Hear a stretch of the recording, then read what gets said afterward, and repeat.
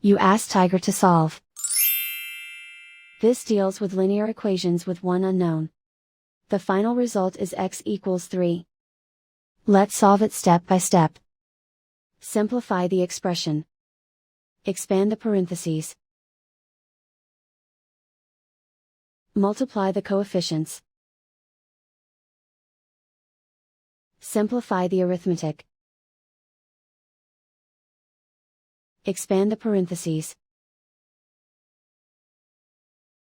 Simplify the arithmetic. Group all x terms on the left side of the equation. Add 10x to both sides. Group like terms. Simplify the arithmetic. Group like terms. Simplify the arithmetic. Group all constants on the right side of the equation. Add 4 to both sides. Simplify the arithmetic.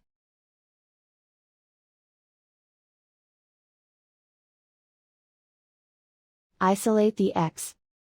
Divide both sides by 18.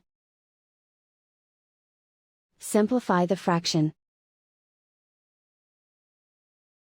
Find the greatest common factor of the numerator and denominator.